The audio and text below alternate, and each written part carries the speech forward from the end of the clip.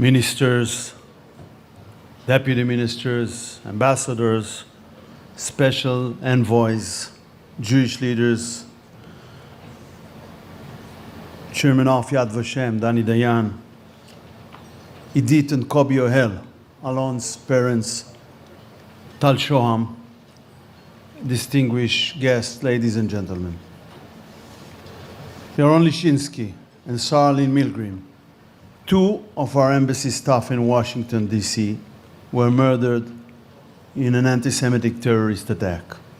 This young couple, about to be engaged, was added to the longest list in the world, the list of victims of anti-Semitism. The founders of Zionism believed that the Jewish state in the land of Israel would solve the problem of anti-Semitism. It didn't happen. The new anti-Semitism targets the state of Israel. IHRA's examples of anti-Semitism explicitly includes this, and I quote, denying the Jewish people the right for self-determination by claiming the existence of the state of Israel is a racist endeavor, and also applying double standards by requiring of it a behavior not expected or demanded of any other democratic nation. We saw this when the ICC first decided to issue arrest warrants against the elected leaders of a democratic country, our Prime Minister, that will soon join us, and our former Defense Minister. With a democratic country with a strong commitment to the rule of law and an independent judiciary, Israel.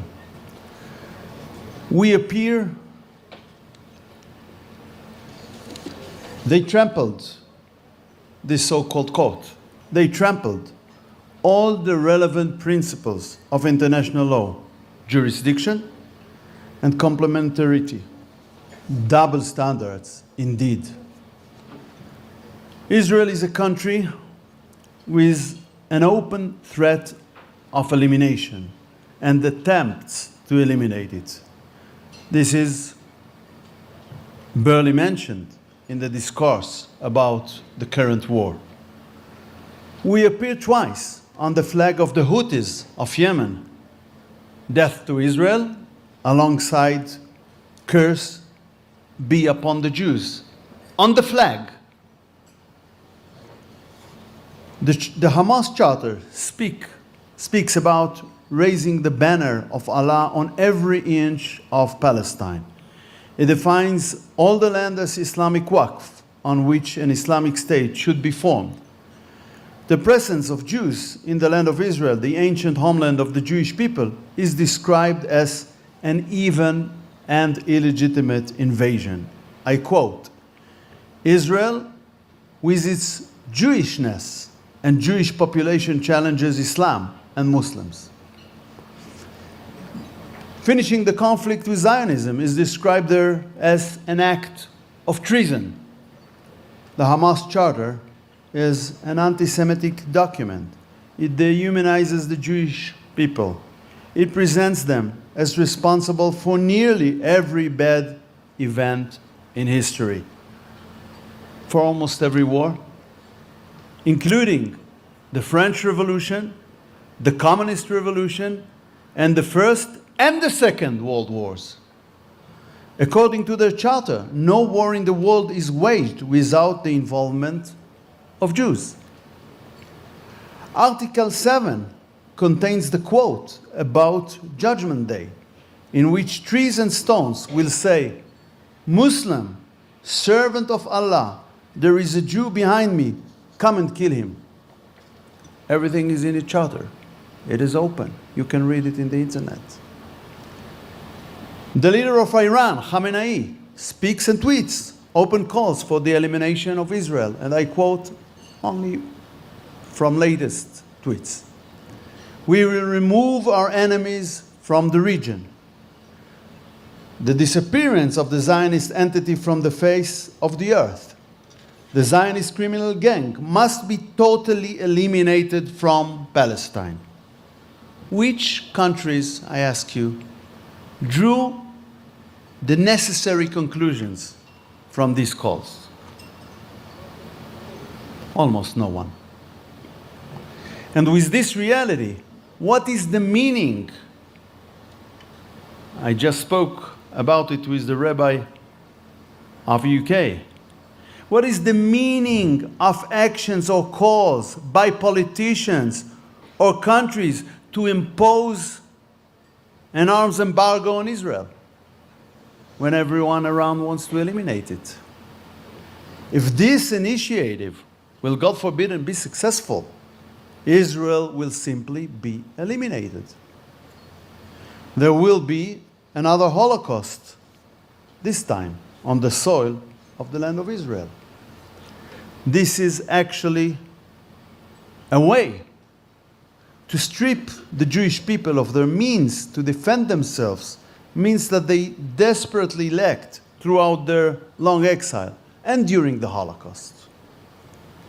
In a paradoxical way, since October 7th, the biggest massacre of Jews since the Holocaust, anti-Semitism around the world has dramatically increased.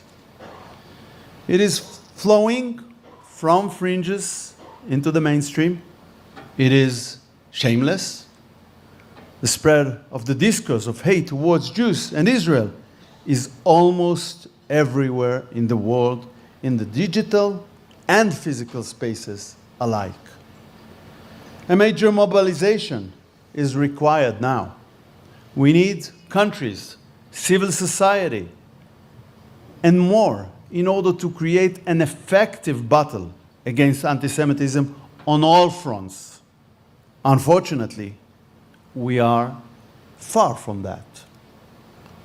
But this conference in Jerusalem today is an expression of the commitment to fight against anti-Semitism. Therefore, I want to thank the representatives, you, that came from IRA countries. Now, 80 years since the end of World War II and the Holocaust, IRA's role in safeguarding and passing on the stories and lessons of the Holocaust to future generations is more than ever critical. Because the last survivor among us are passing away.